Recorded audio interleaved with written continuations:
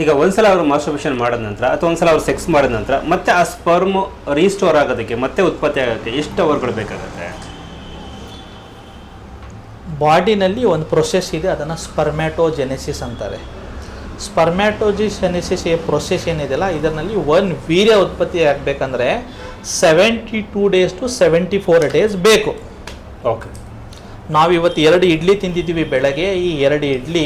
ಈ ಇಡ್ಲಿದ ಎನರ್ಜಿ ನನ್ನ ವೀರ್ಯನಲ್ಲಿ ರೂಪಾಂತರ ಆಗಬೇಕಂದ್ರೆ ನನಗೆ 72 ದಿನ 74 ದಿನ ಬೇಕು. ಇವಾಗ ನೀವು ದಿನ ಚಲಿತಾ ಇದ್ರೆ ಏನಾಗುತ್ತೆ, ಆ ಎನರ್ಜಿ ಲಾಸ್ ಆಗಿಬಿಡುತ್ತೆ. ಅದನ್ನು ತಿರ್ಗಾ ರೀಚಾರ್ಜ್ ಮಾಡೋಕ್ಕಾಗಲ್ಲ, ರೀಸೈಕಲ್ ಮಾಡೋಕ್ಕಾಗಲ್ಲ.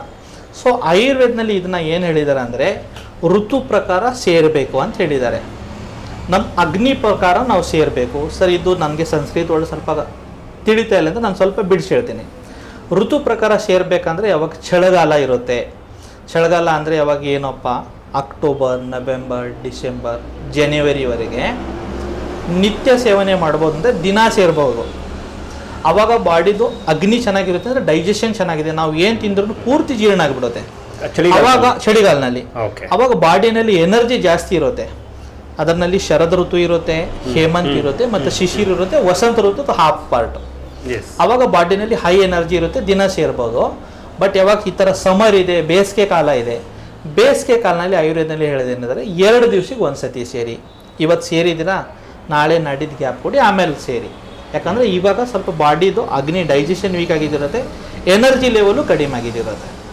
ಮಳೆಗಾಲ ಅಂದರೆ ಯಾವಾಗ ಸ್ವಲ್ಪ ಅರ್ಲಿ ಜುಲೈ ಆಗಸ್ಟ್ನಲ್ಲಿ, ಈ ಟೈಮ್ನಲ್ಲಿ ಏನು ಮಾಡಬೇಕು, ವಾರಕ್ಕೆ ಒಂದು ಸತಿ ಮಾತ್ರ ಸೇರ್ಬೇಕು. ಯಾಕಂದರೆ ಮಳೆಗಾಲದಲ್ಲಿ ವಾತ ಬಾಡಿನಲ್ಲಿ ಆಲ್ರೆಡಿ ಅಗ್ರಿವೇಟೆಡ್ ಇರುತ್ತೆ. ಈ ಥರ ಲೈಂಗಿಕ ಕ್ರಿಯೆ ಆದಮೇಲೆ ಮತ್ತು ವಾತ ತುಂಬ ಜಾಸ್ತಿ ಆಗುತ್ತೆ. ಬಾಡಿನಲ್ಲಿ ತ್ರಿದೋಷ ಸಮಾವಸ್ಥೆಯಲ್ಲಿ ಇದ್ದೇನೆ, ಬಾಡಿನಲ್ಲಿ ಯಾವುದೋ ಕಾಯಿಲೆ ಇರಲ್ಲ. ಇಲ್ಲಾಂದರೆ ಇಂಬ್ಯಾಲೆನ್ಸ್ ಆದರೆ ಕಾಯಿಲೆ ಬರೋದು ಪಾಸಿಬಿಲಿಟಿ ಇರುತ್ತೆ.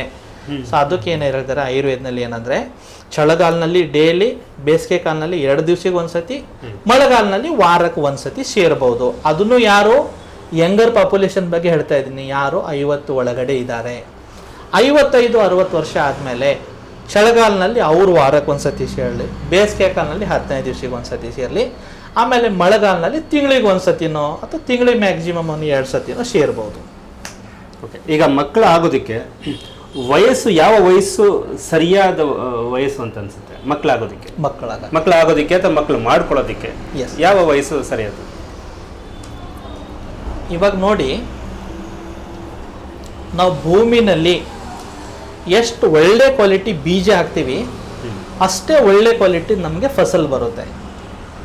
So sperm is nothing but ಒಂದು ಬೀಜನೇ. ಆಯುರ್ವೇದನಲ್ಲಿ ಯಾವಾಗ ವೀರ್ಯ ಬಗ್ಗೆ, ಶುಕ್ರ ಬಗ್ಗೆ ಹೇಳುವಾಗ ಇದನ್ನು ಬೀಜಮ್ ಅಂತ ಹೇಳಿದ್ದಾರೆ. ಇದನ್ನು ಒಂದು ಬೀಜ, ಯಾಕಂದರೆ ಇದನ್ನು ಸಂಸ್ಕಾರ ಆಗಿಬಿಟ್ಟು ಮುಂದಿನ ಜನ್ರೇಷನ್ನ ಫಾರ್ಮೇಷನ್ ಮಾಡ್ತಾ ಇದೆ.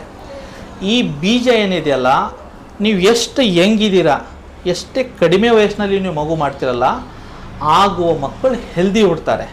ಫಾರ್ ಎಕ್ಸಾಂಪಲ್, ಮೇಲ್ನಲ್ಲಿ ಅಥವಾ ಪುರುಷರಲ್ಲಿ ಮಾತಾಡಿದಾಗ 21 ವರ್ಷದಿಂದ 26 ವರ್ಷ ಒಳಗಡೆ ತಾವು ಮಗುಗಾಗಿ ಏನಾದರೂ ಪ್ಲ್ಯಾನ್ ಮಾಡಿದ್ರೆ ಆಗುವ ಮಕ್ಕಳು ತುಂಬ ಹೆಲ್ದಿ ಹುಡ್ತಾರೆ.